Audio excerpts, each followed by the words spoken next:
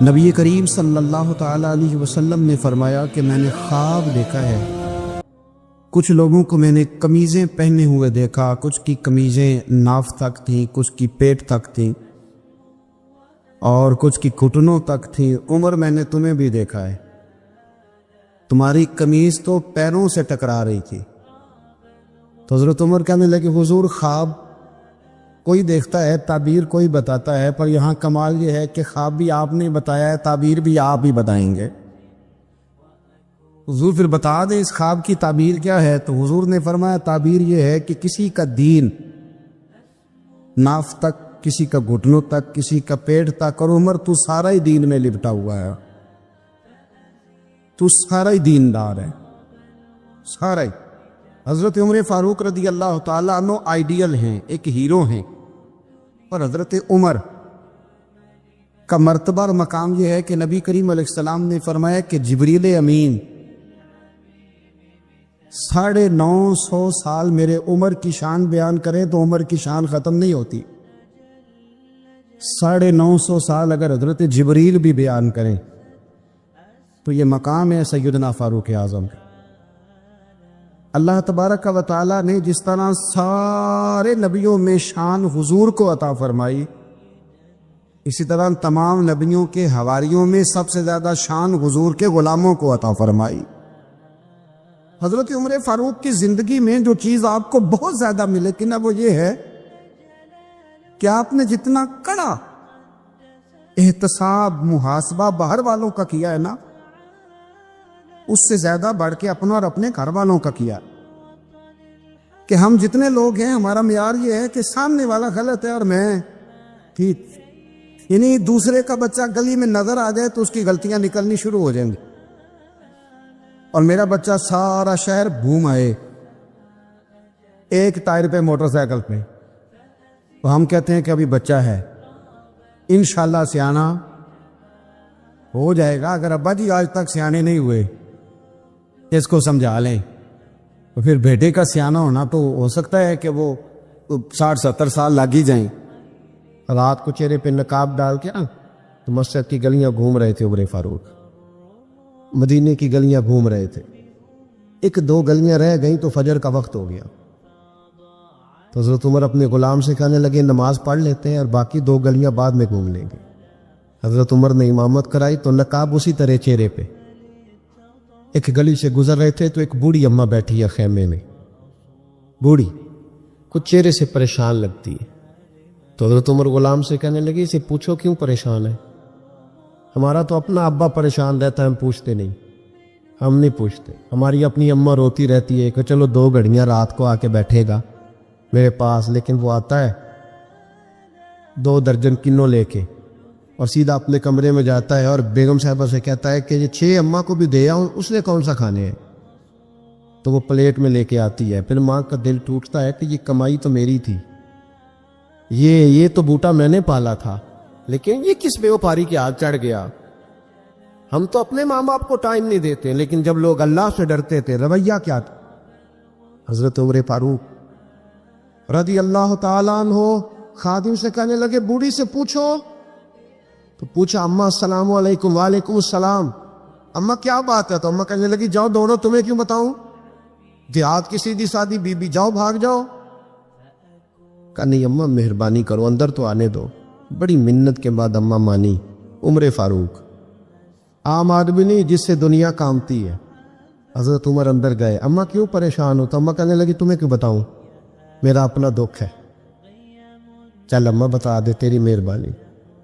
اماں کہنے لگی میں ایک بیوہ ہوں، بے اولاد ہوں، کوئی میرا سہارا نہیں، مجھے عمر فاروق سے بڑی شکایت ہے، میرے اوپر 25 دینار کا قرضہ چڑھ گیا ہے اور 3 دن ہو گئے میں نے روٹی نہیں کھائی، اور عمر نے میری خبر نہیں لی۔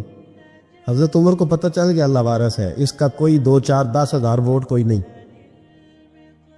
ایک کو میکے سے 6 مربے نہیں لے کے آئی، ایک اکیلی تنے تنہا۔ اور بھائی جب اللہ کا خوف ہوتا ہے تو پھر انسان ان غریبوں کو بھی مناتا ہے، پھر ریڑھی والے کی بھی اہمیت بڑھ جاتی، پھر رکشے والے کی قدر بھی بڑھ جاتی۔ حضرت عمر فاروق رضی اللہ تعالیٰ عنہ کہنے لگے اماں عمر سے شکوہ ہے؟ کہاں؟ جناب عمر کہتے ہیں میں نے ایک جملہ کہا تو اماں نے تو مجھے لاجواب کر دیا.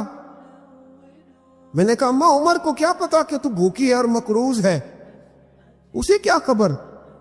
تو اماں کہنے لگی کیا کہا تم نے؟ عمر کو خبر نہیں, اسے پتا نہیں؟ تو عمر سے کہو نا چھوڑ دے حکومت, اس کے حوالے کرے جو خبر رکھ سکتا ہے. کیوں بیٹھا ہے پھر؟ ہمارے حکمران کہتے ہیں ابھی میں صدمے میں ہوں, نکلوں گا تو بات کروں گا. نہ ادھر ادھر کی تو بات کر, یہ بتا کہ قافلہ کیوں لٹا؟ مجھے رہزنوں سے غرض نہیں, تیری رہبری کا سوال ہے. ہاں تجھے جواب دینا پڑے گا. حضرت سیدنا عمر فاروق رضی اللہ تعالیٰ عنہ سے اماں کہنے لگی نہیں خبر رکھ سکتا تو حکومت کیوں کرتا ہے, چھوڑتا کیوں نہیں؟ تو حضرت عمر کہتے ہیں میں کانپنے لگا, دوڑے گئے جناب عمر. میں نے کہا اس اماں کا 6000 ووٹ نہیں کہ اس کی قدر کی جائے. یہ اماں کوئی بہت آکسفورڈ یونیورسٹی کی ڈگری ہولڈر نہیں کہ اس کی بات مانی جائے کہ لاوارث اور بیوہ بی بی. عمر دوڑے گئے, گھر سے اناج کا تھیلا کندھے پہ رکھا, 25 دینار بھی لیے, پکا پکایا کھانا بھی لیا. خادم کہنے لگا حضور مجھے دے دے میں اٹھا لیتا ہوں. تو حضرت عمر فرمانے لگے چل وعدہ کر قیامت کے دن بھی میرا بوجھ اٹھائے گا. کہنے لگا جی نہیں وہاں نہیں اٹھا سکتا. فرمایا پھر آج بھی نہ اٹھا, مجھے ہی اٹھانے دے, یہ میرا بوجھ ہے تو مجھے ہی. اماں کے سامنے 25 دینار بھی رکھے. پھر اماں کو حضرت فاروق اعظم نے 2 مہینے کا راشن بھی دیا, پھر پکا پکایا کھانا بھی دیا.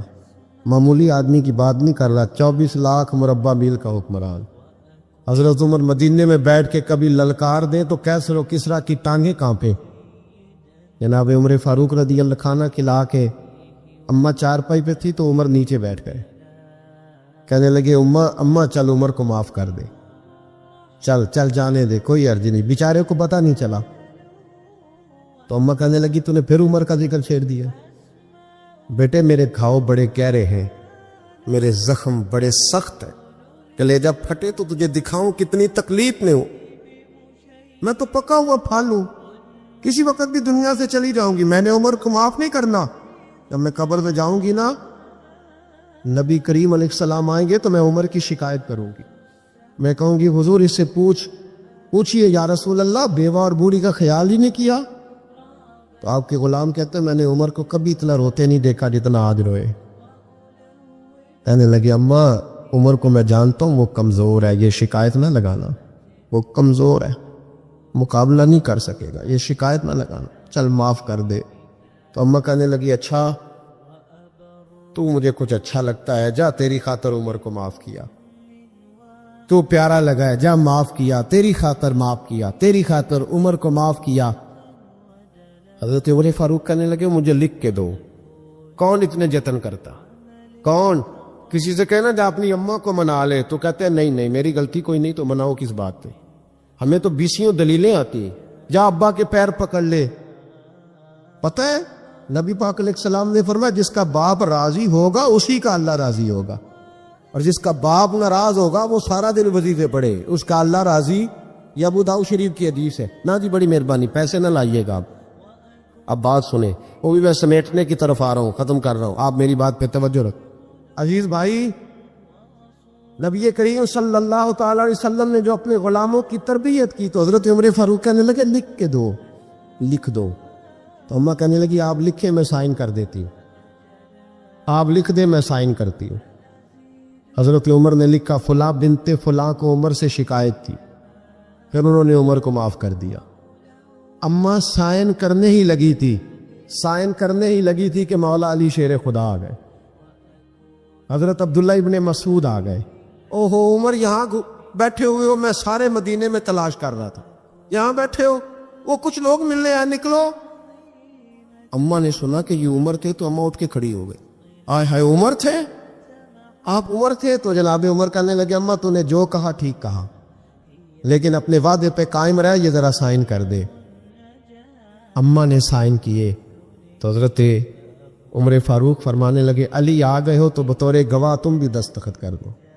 عبداللہ ابن مسعود تم بھی بطور گواہ جب سائن ہوئے تو جناب عمر نے رکا لپیٹا اور مولا علی شیر خدا سے فرمانے لگے علی یہ رکھ لو, مجھے لگتا ہے میں تم سے پہلے دنیا سے جاؤں گا, اور جب میں پردہ کر جاؤں نا تو یہ رکا میرے کفن میں رکھ دینا.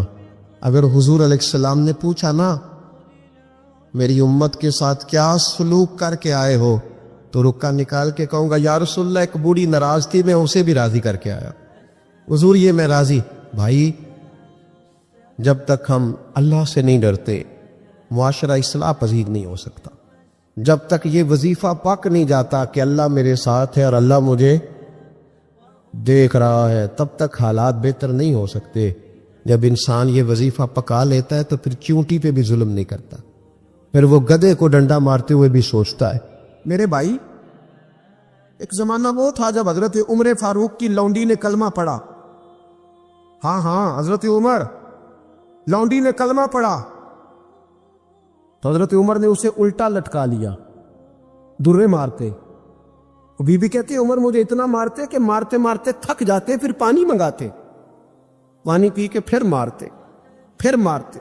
یہ وہی عمر ہے جو کہتے جو کلمہ پڑے گا گردن کاٹ دوں گا. یہ وہی عمر ہے جو کوئی غریب مسکین قریب نہیں پھٹک سکتا تھا, لونڈی کو دروں سے مارتے. وہی عمر کلمہ پڑ گئے. اور پہلے تو ایک قبیلے کے سردار تھے نا بھائی, پہلے ایک قبیلے کے سردار تھے تو الٹا لٹکا کے مار. چاہیے تھا نا جب امیر المومنین بنتے زیادہ سخت ہو جاتے, اور ان کے اندر سختی آتی اور امیر المومنین بن گئے.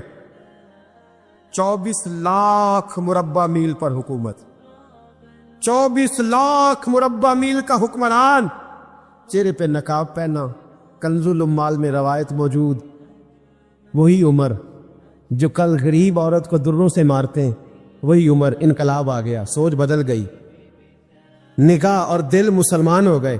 عمر گزر رہے ہیں, ایک گھر سے بچوں کے رونے کی آواز آئی, چہرے پہ نقاب پہنے عمر رک گئے. پتلا غلام ساتھ تھا, کہنے لگے پتہ کر کوئی مسئلہ ہے. دروازے پہ دستک دی, بی بی تیرے بچے کیوں روتے ہیں؟ کہنے دوڑ جاؤ.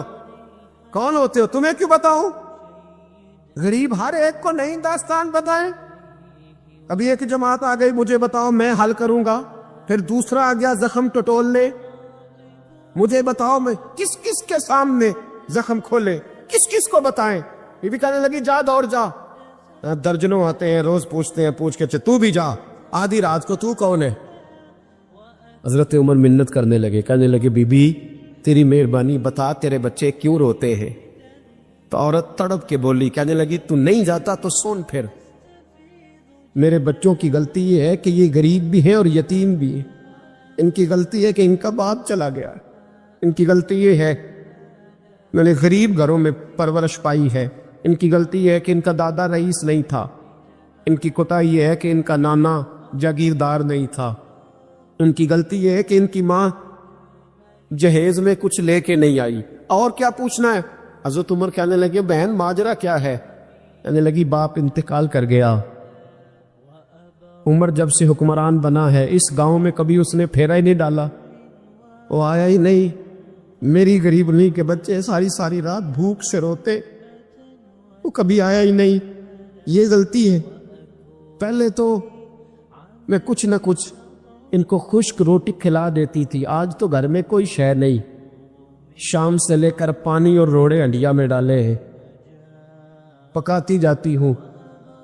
کہا تھا چلو سو جائیں گے, اب بھوک بڑی ظالم ہے, نیند بھی نہیں آنے دے.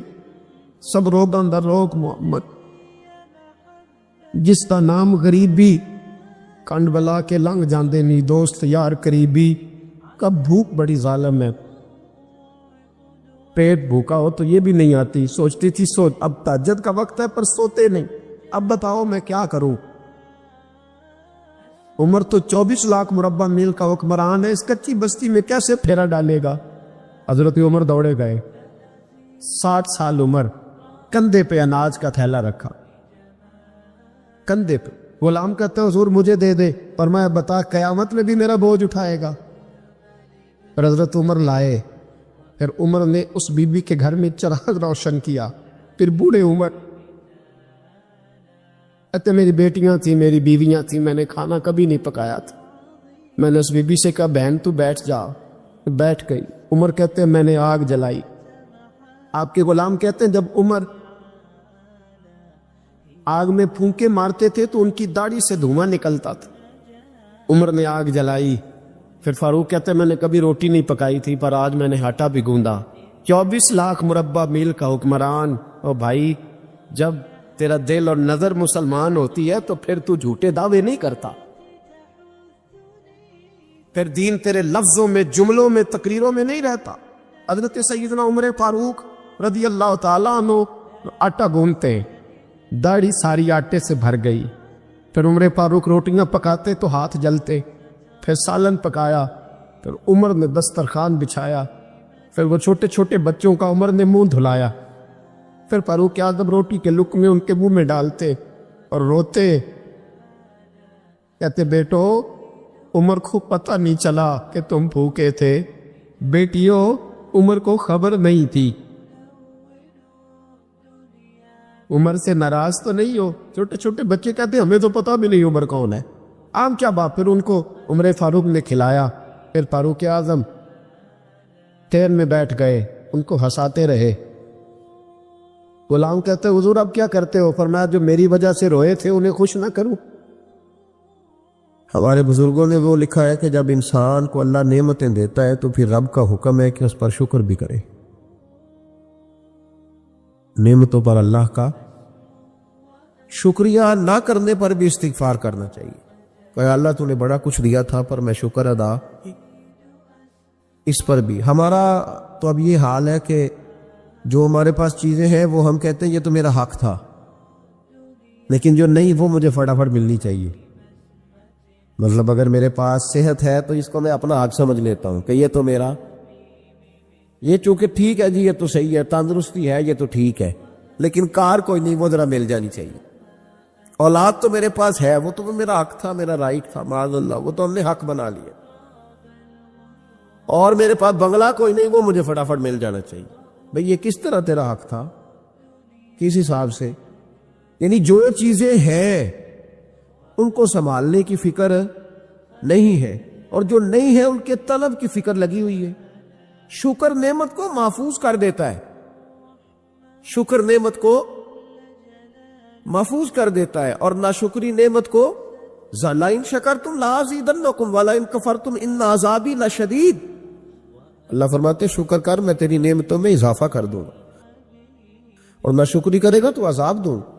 شکر نہیں نہ ہوتا، شکر نہیں ہوتا. دیکھیں نا 100 روپے ابا جی نے دیا ایک بچے کو اور اس کو کہا کہ جا دکان سے کچھ چیز لے آ، تو وہ 100 روپیہ اس نے رستے میں جاتے کہیں پھاڑ دیا یا گوا دیا، تو اب وہ والد سے دوبارہ 100 مانگتا ہے. تو والد کہتا ہے کہ پہلے 100 کا تو نے کیا کیا؟ نہیں سمجھ آئی آپ کو میری بات؟ پہلے 100 کا کیا کیا؟ تو وہ کہے گا جی باپ میرا دل کرتا تھا میں نے پھاڑ دیا. جوان بچہ ہے، سمجھدار ہے، 12-14 سال کا ہے.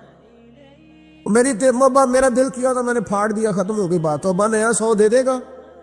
سبحان اللہ. کتنے خوش ہو کے آپ کہہ رہے ہیں نہیں دے دینا 100. یہ کیسے ہو سکتا ہے بھائی؟ کروڑ پتی والد بھی ہو تو 100 کا نوٹ دوبارہ دیتا کیوں؟ بیٹا نہیں اس کا؟ پیار نہیں؟ کیوں نہیں دے رہا؟ وہ کہتا تو نے میرے پہلے 100 کی قدر نہیں ڈالی، نیا تجھے کیسے مل جائے؟ انہیں خیال ہی نہیں کیا، تو نے جدوجہد ہی نہیں کی. تو نے حضرت مولا رومی نے مثال دی ہے. جناب رومی فرماتے ہیں کہ بغیر محنت کے لوگوں کو اللہ نے نعمتیں دی ہیں تو انہوں نے شکر ہی نہیں ادا کیا. اندھے سے پوچھ آنکھ کی قدر کیا ہے. پوچھ اندھے سے، پوچھ معذور سے کہ ٹانگوں پہ چلنا کتنی بڑی نعمت ہے. کبھی پوچھ اس سے جس کا مکان تو ایک کنال میں ہے پر رونے والا بچہ کوئی بھی نہیں. پوچھ اس سے جس کی جیبیں دولتوں سے بھری ہوئی ہیں پر کوئی نہیں کہتا کہ ابا 10 روپے دینا. پوچھ یہ کتنی بڑی تکلیف ہے. حضرت رومی نے لکھا ہے، وہ فرماتے ہیں کہ ایک والد تھا تو اس نے بڑی دولت کمائی تھی، تو اس کا بیٹا بے دریغ ہی اڑاتا رہتا تھا. کبھی ادھر پیسے بگا دیے، کمائے نہیں تھے نا، محنت نہیں نہ کی تھی، کمائے نہیں تھے. والد بڑا سمجھاتا تھا پر سمجھ نہیں آتی تھی. لیکن اس کے ابا کے ذہن میں ایک بات آئی، وہ کہنے لگا بیٹے یار میں کنگال ہو گیا ہوں، اچانک حالات خراب ہو گئے، ایک آنا مجھے چاہیے، دوائی خریدنی ہے، کہیں سے لے کے آؤ. اس نے کہا ابا مسئلہ ہی کوئی نہیں، یار ہی بڑے، بہت سارے لوگوں کے ساتھ رات میں جاتا ہوں روٹی کھانے ہوٹل میں، کئی ہیں جو میرا انتظار کر رہے ہوتے ہیں، فیس بک والے اور جناب وہ سیلفی والے، بڑے سارے ہیں جو کہتے ہیں تیرے بغیر گزارا ہی نہیں. بڑے ہیں جو روز سویرے اٹھ کے پہلے مجھے السلام علیکم کا میسج کرتے ہیں، پھر اس کے بعد کسی اور سے. بڑے ہیں، کوئی مسئلہ ہی نہیں. ایک کے پاس گیا، ایک آنا چاہیے، اس نے دے دیا، لا کے ابا کو دیا. تو ابا گھر کے اندر جو امیر لوگ ہوتے تھے گھر میں کنواں کھدوا لیتے تھے. ابا کنویں کے کنارے بیٹھا تھا، جب بیٹے نے آنا لا کے رکھا تو اس نے پانی میں پھینک دیا. اگلی صبح پھر کہا بیٹے ایک آنے کی ضرورت ہے، دوا خریدنی ہے. اس نے کہا مل جائے گا. وہ 2 4 5 دوست ابھی ہیں بڑے مالدار، ان سے جا کے کہا، ایک سے آنا لایا، ابے نے پھر پھینک دیا، تیسرے دن بھی پھینک دیا، چوتھے دن بھی. یار اب ختم ہو گئے. کچھ آہستہ آہستہ دوستوں کو پتہ چل گیا کہ کنگال ہو گیا. خبر پھیل جاتی ہے نا، اب بھوکا ہو گیا. اب آہستہ آہستہ موبائل بند ہونے لگے، آہستہ آہستہ جو ہے وہ نمبر بلاک ہونے لگا، حالات بگڑ گئے. اب جب اسے پتا تھا کہ یار تو اب دروازہ کھٹکھٹاتا ہوں تو کہتے ہیں کہ اسے کہہ دو میں گھر نہیں، ابا نے تو آنا مانگنا ہے اور میں بے دریغ دولت ابا کی اڑاتا رہا ہوں. اب یہ بھی نہیں کہہ سکتا کہ مجھے دیتا کوئی نہیں. شہر سے باہر نکل گیا، سارا دن مزدوری کی، جد و جہد کی، کبھی کام کیا نہیں تھا، ہاتھوں پہ چھالے پڑ گئے. بڑا مشکل ہوتا ہے جن لوگوں نے کام نہ کیا ہو انہیں کرنا پڑ جائے تو. تکلیف کا شکار ہو کے ایک آنا کمایا، شام کو لا کے والد کی ہتھیلی پہ رکھا تو اس نے پھینکا نا جب کنویں میں تو چیخ پڑا، کہنے لگا ابا جی آپ سیاڑے پیاڑے بندے ہیں، روز پیسے لا کے دیتا ہوں، کنویں میں پھینک دیتے ہو، کوئی کرنے والی بات کرو. نہیں دوائی کھانی تو نہ کھاؤ، لایا کیوں کرتے؟ بیٹے کو باپ نے تھپکی دے کے بٹھا لیا. اس نے کہا بیٹا میں نے پہلے دن تو نہیں پھینکا، تو 7واں دن میں روز پھینکتا ہوں، آج تیری چیخیں کیوں نکلی؟ کہنے لگا ابا پہلے ادھار کے تھے، آج مزدوری کے ہیں. نہیں سمجھ آئی بات. پہلے بولیے اور آج میری محنت ہے، مزدوری ہے، جد و جہد ہے. تو والد کہنے لگا بیٹے یہی میں تجھے سمجھانا چاہتا تھا، وہ میری بھی محنت کے ہے جو تجھ روز یاروں کو کھلاتا ہے، میں نے بڑی جد و جہد سے جمع کی ہے، میں کنگال نہیں ہوا، صرف تجھے سمجھانا تھا. او بھائی یہ آنکھیں تیری محنت کی نہیں نا، اس لیے تو شکر نہیں ادا کرتا. یہ وجود، یہ ٹانگیں، یہ شعور، یہ تیری جد و جہد کا نہیں. جو عقل کی دولت اللہ نے دیا نا یہ تیری محنت کی نہیں. اگر محنت کی ہوتی تو سجدے میں پڑا رہتا، تو خیال کرتا اللہ نے آنکھیں دی ہیں قرآن دیکھنے کے لیے. جب کو کسی گندی چیز کو دیکھتا ہے تو ناشکری کرتا ہے، جب غلط طرف اٹھاتا ہے یہ چیزیں تو ناشکری کرتا ہے. صاحبو یاد رکھنا اور اس پر ضرور غور کرنا کہ جب نعمتوں کا شکر ادا نہ کیا جائے تو پھر ہمیں استغفار کا حکم دیا گیا ہے. پھر کیا کرنا ہے ہم نے؟ استغفار کا، یا اللہ ہم تیری نعمتوں کا شکر ادا نہیں کر سکے تو ہمیں معاف فرما دے، تو ہم سے درگزر فرما، معاف فرما. ایک استغفار اس بات کا ہے کہ دیکھیں نا یہ رسول پاک علیہ السلام کا فرمان، یہ حدیث امام راضی نے لکھی ہے، اور نبی پاک کی فرمان کے لحاظ سے جو چیز ہمارے سامنے ہے نا اس پر ہماری آنکھیں بھی کھل جانی چاہیے، دل بھی کھل جانا چاہیے کہ کوئی خاص ہی بات تھی جو حضور نے بیان فرمائی صلی اللہ علیہ. سرکار دو عالم علیہ السلام نے فرمایا ایک آدمی نے 500 سال بغیر ریاکاری کے اللہ کی عبادت کی. کتنے سال؟ 5 سال نہیں ہوتی بغیر ریاکاری کی. تہجد پڑھنے والا جب تک 6 لوگوں کو بتا نہ دے تہجد پڑھی ہے اتنی دیر تو تہجد آگے بڑھتی نہیں. کم از کم 6 بندوں کو پتا ہونا چاہیے. اور میرے جیسے حاجی نمازیوں کا تو دل کرتا ہے کہ وظیفے پہ بندہ رکھا جائے جو تعریفیں کرے صبح و شام. حاج صاحب کی کیا بات ہے، حضرت صاحب کی وظیفہ دیں گے اس کو مہینے کا، وہ تعریف کرے کھول کے کہ آپ کی بڑی بات.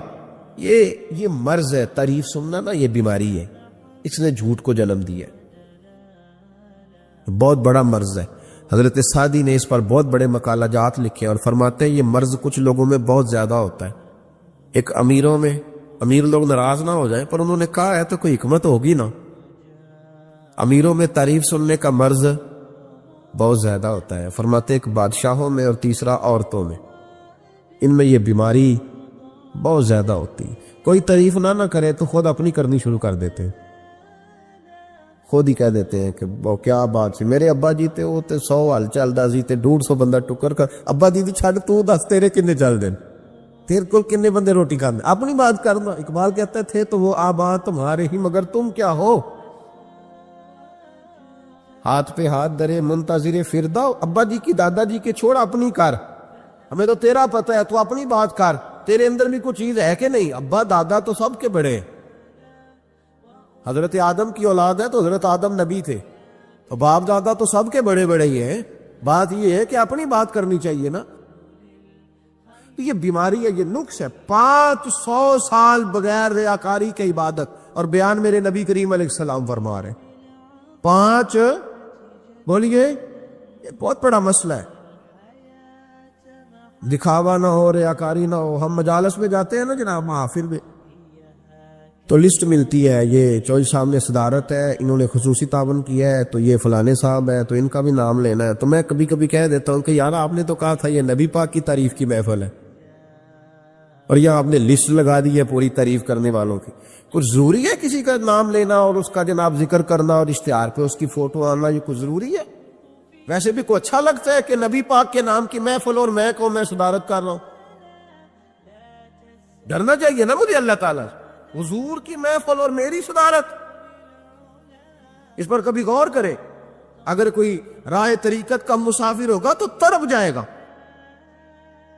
کہ نبی پاک کے نام کی محفل اور سرپرستی ایک ایسے آدمی کی جس کو وضو تک نہیں کرنا آتا. 6 معنی دار ہے, وہ دھندا ہے معاذ اللہ تعالیٰ. جس کا جو دل کرے وہ کرتا جائے. 500 سال بغیر ریاکاری کی عبادت کی. 5 بڑا مشکل ہوتا ہے. حضور فرماتے ہیں یہی بندہ جب اللہ کے حضور کھڑا کیا جائے گا تو رب کریم اس سے کہے گا کہ چلو اس کو میرے فضل سے جنت میں لے گا. تو عرض کرے گا مالک فضل تو ٹھیک ہے پر 500 سال لگائے میں نے. 5 وہ مولوی صاحب میری طرح کے بیچارے جو امام مسجد ہوتے ہیں نا, تو وہ بھی کہتے ہیں جب میں آیا تھا تو 30 بچے تھے مسجد میں, اب 80 ہو گئے. اور بھئی یہ بندوں کو بتانے کی کیا ضرورت ہے؟ یہ تو اللہ کی رضا کے لیے ہے نا, تو چھوڑ, اس میں اتنا تذکرہ کرنے کی کیا حاجت ہے؟ 500 سال جس نے لگائے, بول پڑا یا اللہ 500 سال لگائے اور تو کہتا ہے کہ اس کو میرے فضل سے لے جاؤ. تو رب کریم نے فرمایا چلو کوئی نہیں, پھر انصاف کر لیتے ہیں. الٹی آنکھ کی روشنی نکال کے ترازو کے ایک پلڑے میں رکھو اور 500 سال کی بغیر ریاکاری کی عبادت دوسرے پلڑے میں رکھو. کبھی اس مریض سے پوچھنا جس کو ڈاکٹر کہہ دیتا ہے کہ تیری آنکھ کا علاج نہیں ہو سکتا. بے بس ہوتے ہیں ڈاکٹر, جواب دے جاتا ہے شعور. پوچھ کبھی اس شخص سے, کو کہتا ہے بس جناب اب آپ اپنی آنکھیں موجود ہونے کے باوجود آپ دیکھ نہیں سکتے, اتنی موٹی آنکھ لگی ہوئی ہے. لیکن روشنی اللہ چاہے تو دیتا ہے, نہ چاہے تو نہیں دیتا. 5 ایک آنکھ کی روشنی ایک پلڑے میں رکھ لو اور دوسرے میں 500 سال کی عبادت رکھ دی. اللہ اکبر. تو رب کریم نے فرمایا اب تو لو. جب تولی تو وہ عبادت تھوڑی تھی اور ایک نعمت زیادہ تھی. اللہ نے فرمایا یہ تو بھئی اس کو تو 500 سال دیے تھے, یہ تو ایک نعمت کا شکر نہیں ادا کر سکا, پکڑو اس کو دوزخ میں ڈالو. یہ کر کے کیا آیا ہے؟ پکڑو جہنم میں ڈالو, اس کو لے چلو.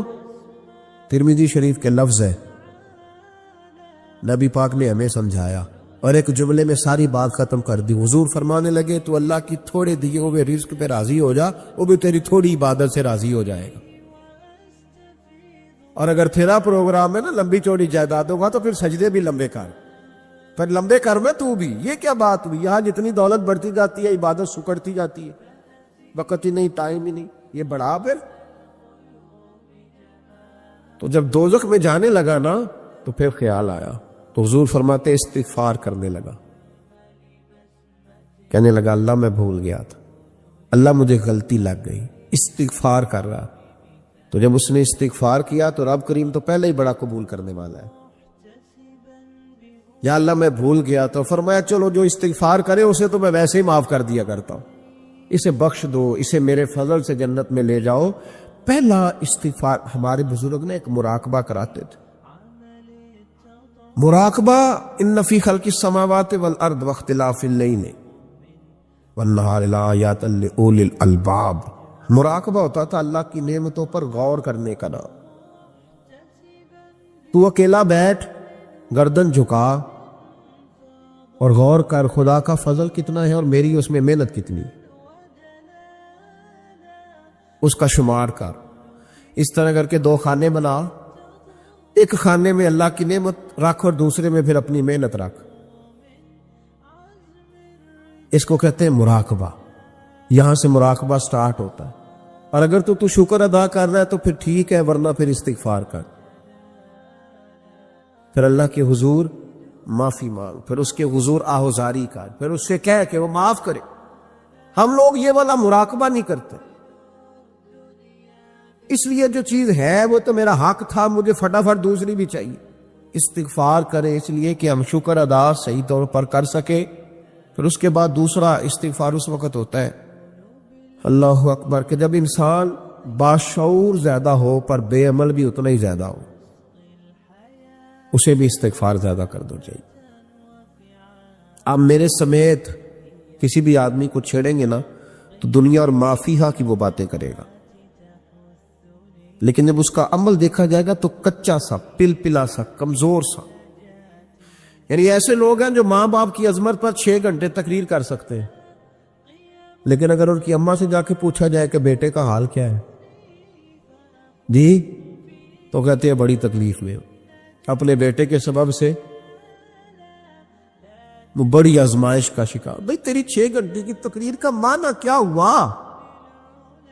تو لفظوں کے گورکھ دھندے کا ماہر ہے.